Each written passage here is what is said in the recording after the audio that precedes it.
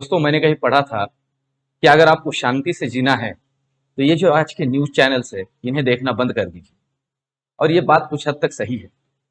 आज मार्केट में क्या चल रहा है, मार्केट में आने वाले दिनों में क्या हो सकता है, इसके बारे में मैंने पिछले 2-3 दिनों में इतनी सारी बातें सुनी है कि मुझे खुद को भी डर लगने लगा है कि आगे चल के क्या हो सकता है।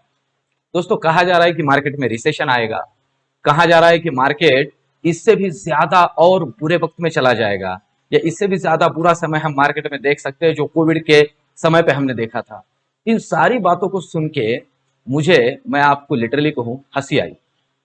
आज इस वीडियो में इन सारी बातों का हम समाचार लेने वाले हैं, देखने वाले हैं कि मार्केट में आखिर चल क्या रहा है, क्या क्या रीजंस है, क्या बातें हैं, मार्केट के आगे चल के क्या लेवल्स हो सकती है। इन सारी बातों को मैं आपके सामने रखने वाला हूं। और दोस्तों एक बात इसमें और मैं जोड़ दूं, इसके पहले भी जो मैंने ऐसे वीडियोस बनाए हैं कि मार्केट कितना नीचे जा सकता है, या मार्केट की क्या लेवल्स हो सकती है, या मार्केट आगे चल के यहां से रिकवर करेगा कि नहीं, आप उन वीडियो को भी पीछे जाके एक बार देख लीजिए, क्रॉस चेक कर लीजिए। आपको पता चलेगा जिन लेवल्स पे हमने इसके पहले बातें की थी उन्हीं लेवल्स से मार्केट घूमा है और मार्केट में रिकवरी आई है।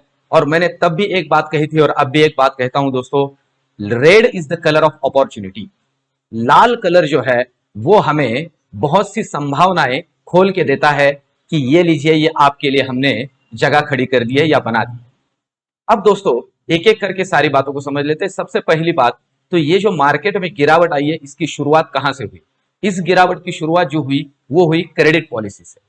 एकदम सिंपल तरीके में, सिंपल लैंग्वेज में, सिंपल भाषा में आपको समझा देता हूं कि क्रेडिट पॉलिसी होता क्या है।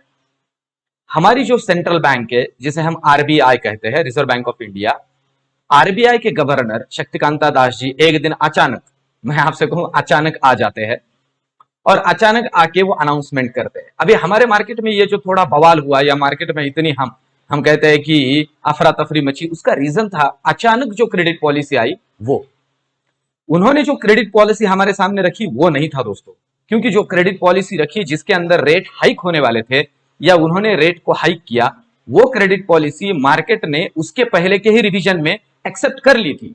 मार्केट ने उसे समझ लिया था कि ये होने ही वाला है। और दोस्तों ये बहुत सिंपल सी बात है, मैं आपके सामने एक बहुत ही सिंपल डेटा रखता हूं। 2019 के फरवरी में जो क्रेडिट पॉलिसी आरबीआई ने हमारे सामने रखी थी, वो क्रेडिट पॉलिसी के रेट और आज के रेट मैं आपके सामने रखता हूं। देखिए मैं इसलिए 2019 की फरवरी का रख रहा हूं डेटा, क्योंकि उसके बाद में ही लॉकडाउन लगा था और उसके बाद का जो मार्केट है अब तक का, ये एबनॉर्मल सिचुएशन या एबनॉर्मल पीरियड हम कह सकते हैं मार्केट का, उसे छोड़ देते।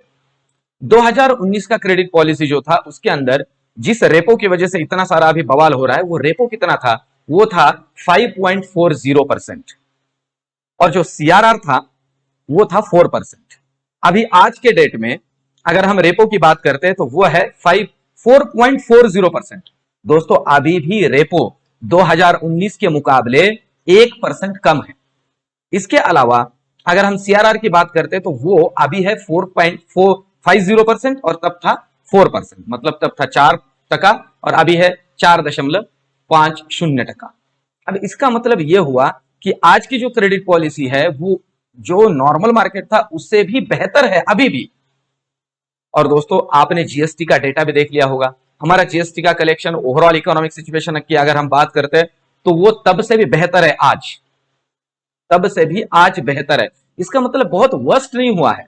आरबीआई ने जो कुछ क्रेडिट पॉलिसी के अंदर ये जो एक्सेप्शनल पीरियड बीच में था इसके वजह से कुछ छूट दी थी। अभी रेपो क्या होता है, रेपो होता है आरबीआई बैंक्स को जिस रेट ऑफ इंटरेस्ट से लोन अवेलेबल करके दे रही है। मतलब बैंक आरबीआई से लोन लेगा तो जिस रेट ऑफ इंटरेस्ट से लेगा वो रेट ऑफ इंटरेस्ट होगा रेपो रेट।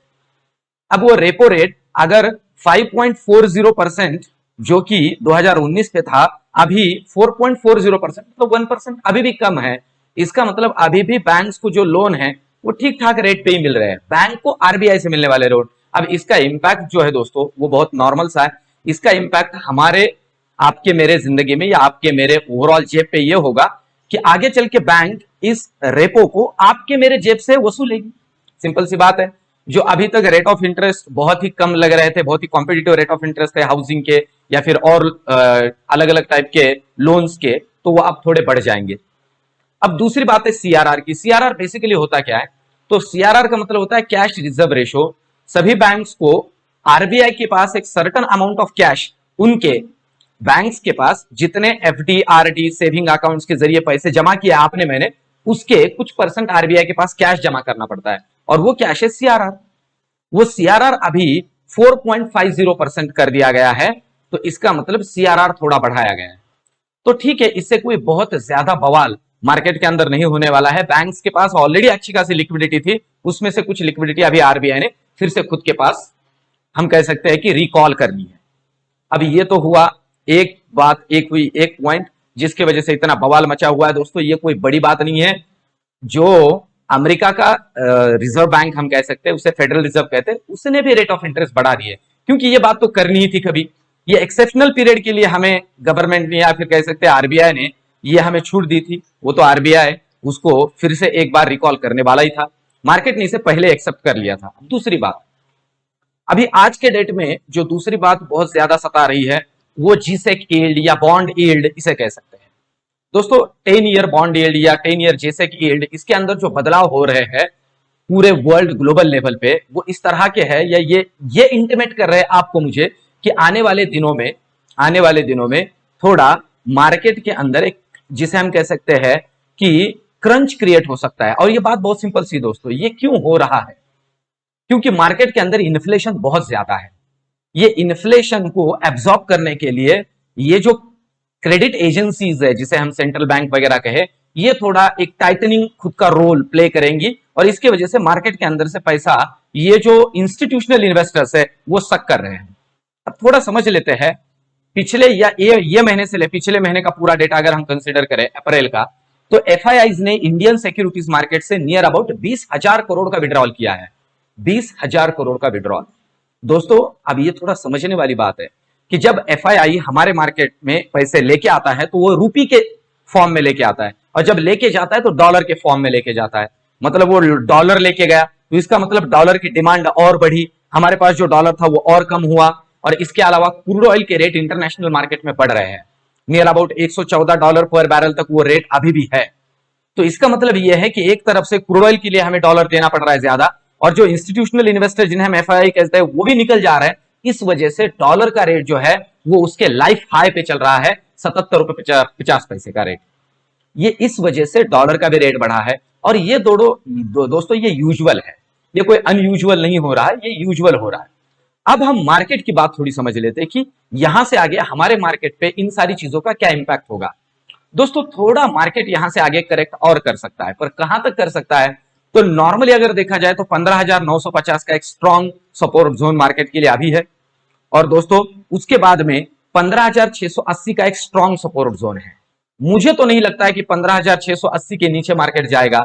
और मैं दोस्तों फिर से एक बार यहां जोड़ दूं, 16,000 के नीचे जितना भी मार्केट जाता है, best of the best companies के अंदर हमने इन्वेस्टमेंट करना चाहिए। वो हर एक लेवल हमारे लिए अपॉर्चुनिटी है, वो हमारे लिए मार्केट में गिरावट नहीं है दोस्तों, वो अपॉर्चुनिटी है। क्योंकि आने वाले दिनों में मॉनसून और फेस्टिव सीजन हमारे मार्केट में फिर से एक बार डिमांड क्रिएट कर देता है। तो इन सारी चीजों से डरने की कोई बात नहीं है दोस्तों, ये होने ही वाला था और ये होना ही चाहिए था। ये मार्केट या इकोनॉमी का इसी तरह से साइकिल चलता है।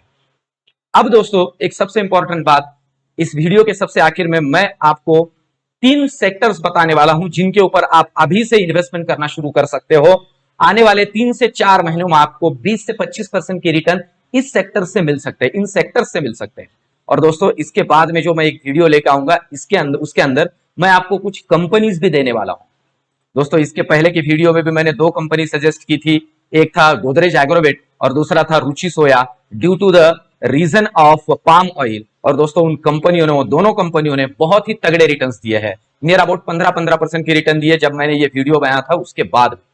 तो अभी के लिए तो मैं आपको 3 सेक्टर बता रहा हूं दोस्तों, 3 सेक्टर, जिसके अंदर सबसे पहला सेक्टर है बैंकिंग और एनबीएफसी, बैंकिंग और एनबीएफसी। दूसरा सेक्टर फर्टिलाइजर और इरिगेशन, फर्टिलाइजर और इरिगेशन, खेती से रिलेटेड कंपनीज। और तीसरा सेक्टर दोस्तों आईटी सेक्टर। इन 3 सेक्टर्स के अंदर best of the best companies को ध्यान में रखिए। इसके बाद की वीडियो में मैं कुछ आपके लिए कंपनीज भी लेके आऊंगा। तो ये मेरा रिसर्च आपको कैसे लगा कमेंट में जरूर लिखिए। मिलते हैं अगले वीडियो में, तब तक के लिए धन्यवाद।